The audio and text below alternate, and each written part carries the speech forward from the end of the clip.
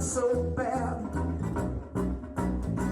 I wouldn't blame her if she mowed down this wild outside zone. But then she said, you give me one more chance. I said, knock 3 times when you arrive. Baby's coming back, so I'm on my best behavior. I can't take it anymore, just woke up on the floor today. Yeah, but I've long run out of my last chances, but she's on the way.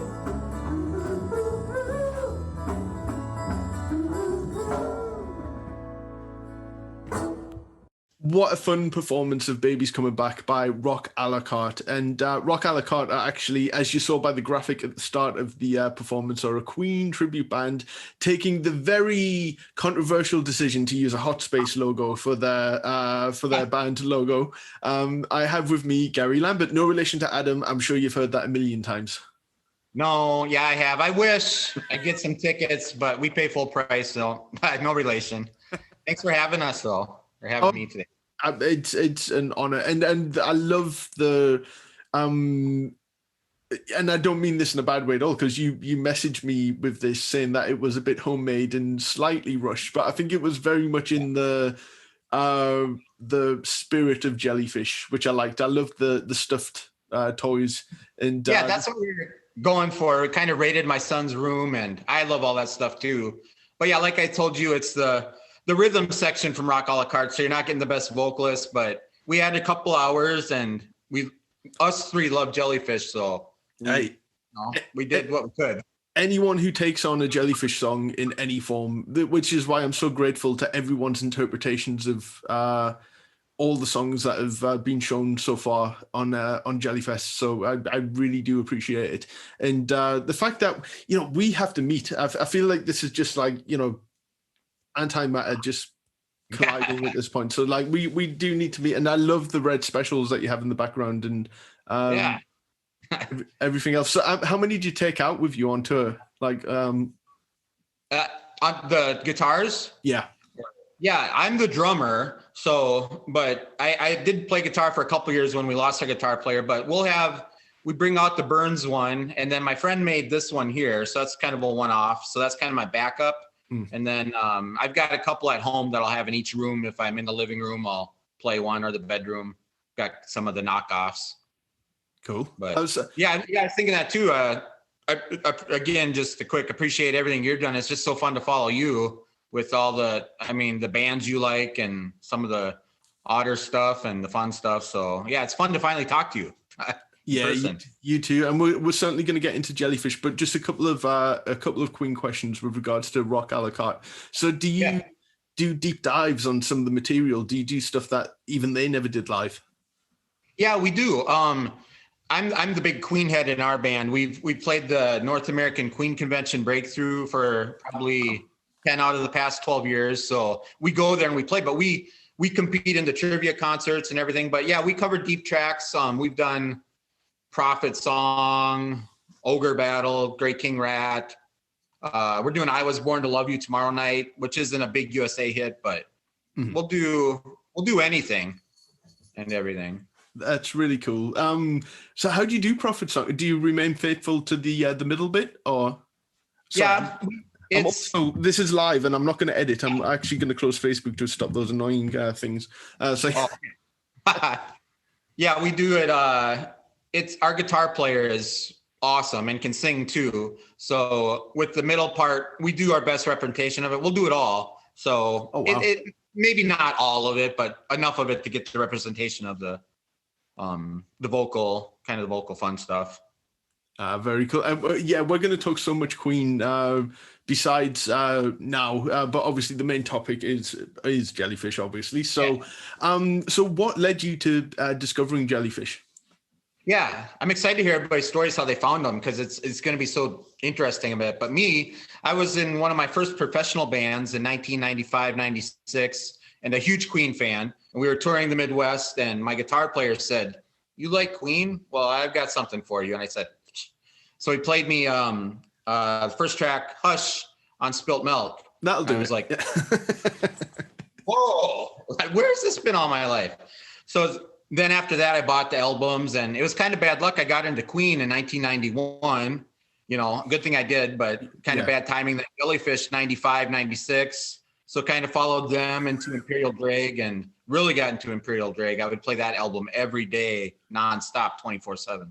So you're very good at finding bands just after they've peaked and finished. But it's the music's still there, and it's fun to find all the solo stuff, and just I discover new things every day. One of my favorite singers, Mark Martel, you know, he did that song with Andy on Scooby Doo. I just found that a couple months ago, and yes, that's okay. You know, and it's just cool to see all the connections with Jellyfish of people you know and the bands, and I mean, for as short of a run they had, every respected musicians are their top 10 in a lot of people's lists, mine included.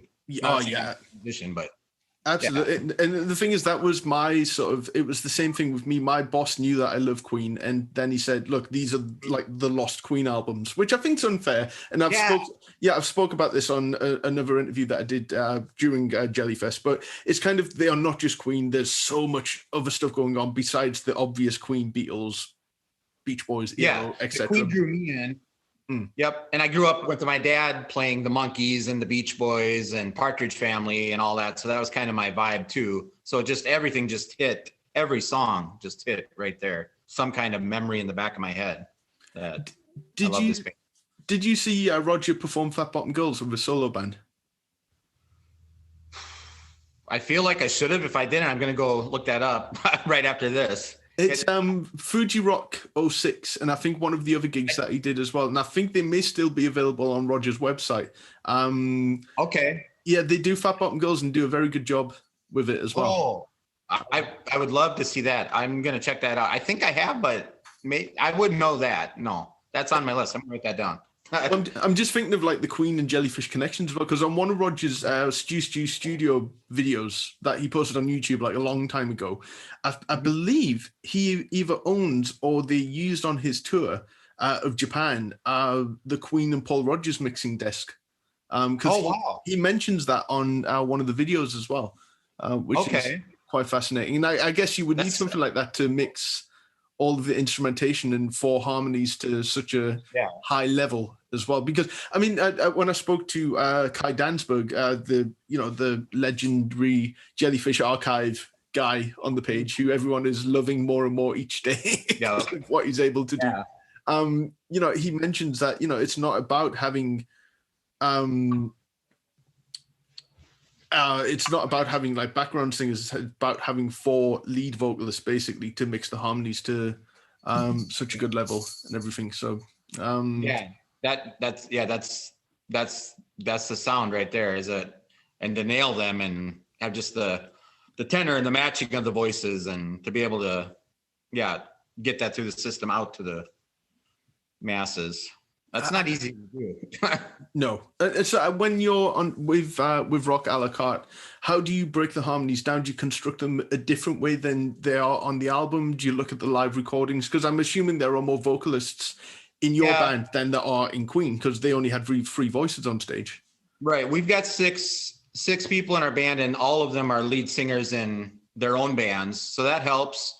We'll do the live harmonies.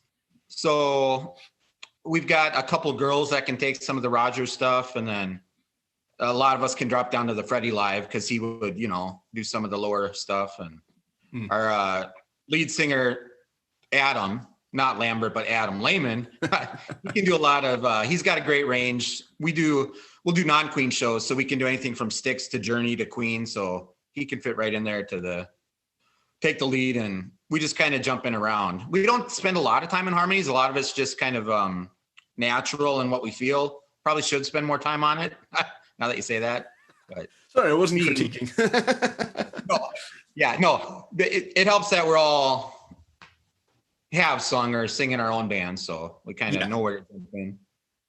Well, on with Roger's solo band, I guess to preserve Roger's voice in the way that Freddie did to preserve his voice, he took the lower third sometimes, or the lower octave. And Linus would take the lead melody Okay. A lot of times on things like the Wish It Would Rain chorus and stuff like that. But what I loved about Roger's solo gigs, and when he has done his YouTube videos recently of like, he did Turnstile at Heaven's Gate with just him and piano, which you wouldn't think would work with just one voice and one piano because it's so, constructed and everything. I love that you get to hear the harmonies a little more clearly. And, you can pick them apart because, with certainly Roger's stuff and with the Queen stuff as well, like they are kind of boxed together as harmonies and placed there, or that it's not like the Beach Boys where they're kind of, more, I guess, spread out sort of thing, if you get what I mean. So there is like certainly a satisfaction in being able to hear some of those harmonies. And now when I sing Wish It Would Rain to the album version, I always take Roger's lower third because it's such a lovely, melodic line. It's the same with Brian May with the Queen gigs. He would kind of take that middle, more complex harmony, wouldn't he? And sometimes that gets lost in there, like you're saying. Does get lost. Yeah. There's some really cool stuff. Yeah, if you isolate that, or you can hear it in a live bootleg or something, or that's the kind of the ones that I pick. As a drummer, I don't do the Roger stuff, but I'll do that middle stuff, and I like to find the cool ones. But like you were talking about, there's so many in Queen, especially when you pull it apart.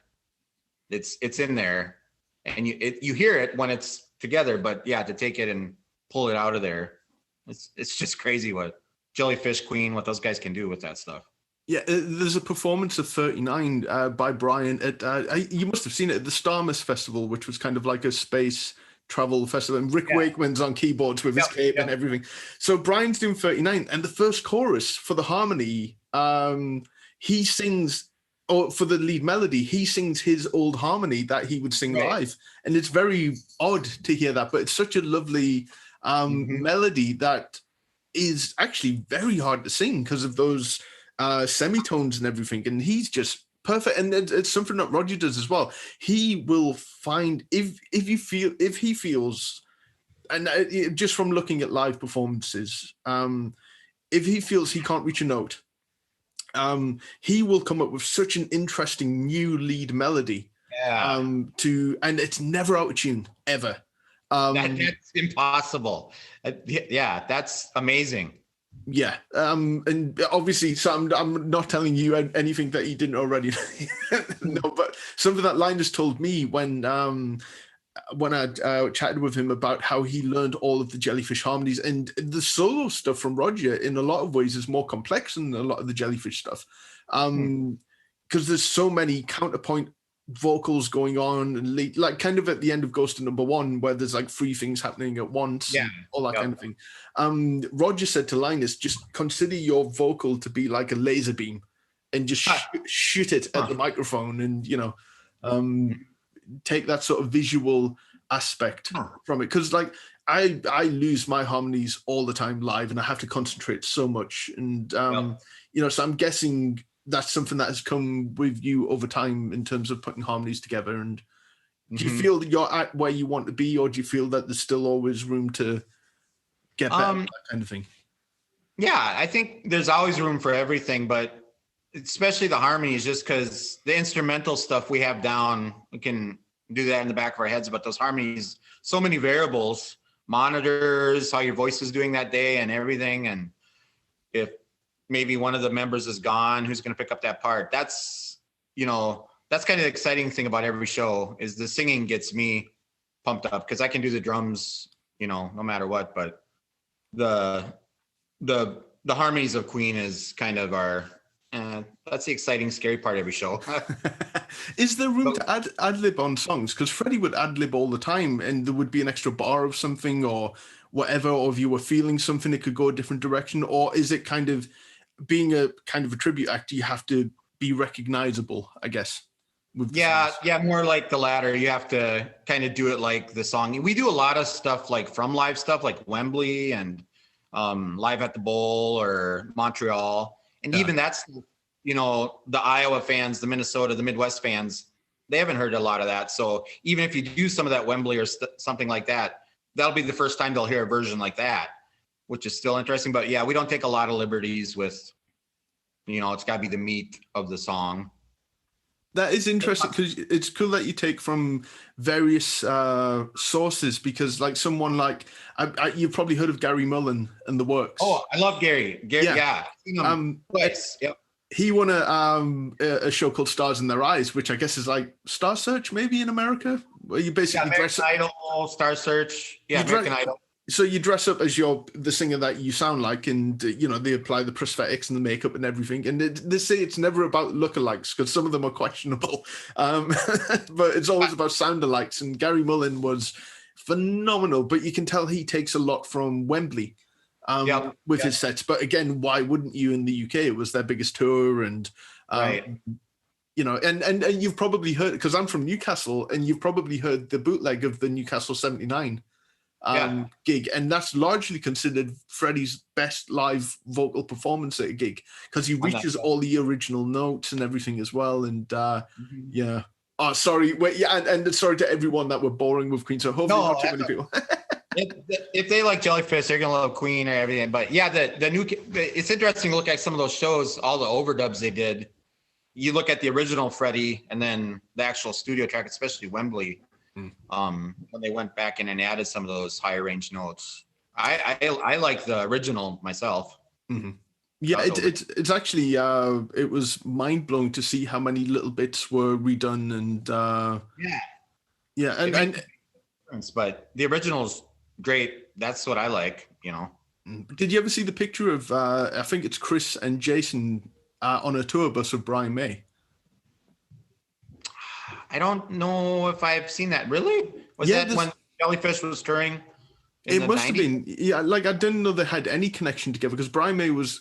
This was probably pre-solo tour with Guns N' Roses across America. So I guess he was promoting Innuendo because he was in America doing all the radio shows at that point. Okay. And there's a chance. I wondered about if they had any meetup or connection. That was one of the things I did wonder.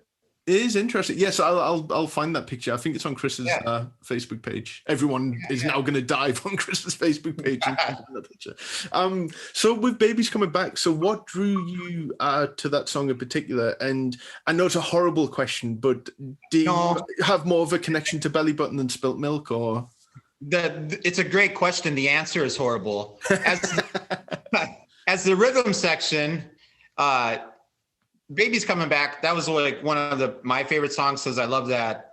I love the bubblegum pop, Scooby-Doo stuff. And honestly, that's one of the songs we felt we could pull off as a trio without our lead vocalist.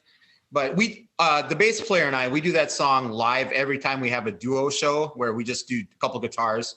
So we're actually playing there in a couple minutes. We have to head out, but we'll play about 60 shows a summer, but we do Babies Coming Back every time. And it's so cool to see the crowd because they don't know the song. A lot of them don't. But by the beginning, when we start the song, they'll be like, and then like 10 bars in, they're all bopping their heads. And by the end of the song, you can see them on their phones like, who sings Baby's Coming Back? Everybody just loves the song. It's infectious. Yeah, hopefully McFly isn't the first thing that comes up. Oh, I know. Yeah.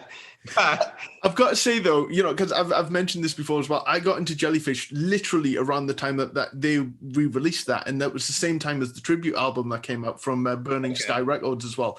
And Tom is a big McFly fan, so it was very faithful to. But I do get the feeling if Andy coughed halfway during the second chorus, Tom would have coughed halfway during the but they took it to number one, and Andy was very pleased about that. Obviously, Roger less so because he got no writing credit on that song.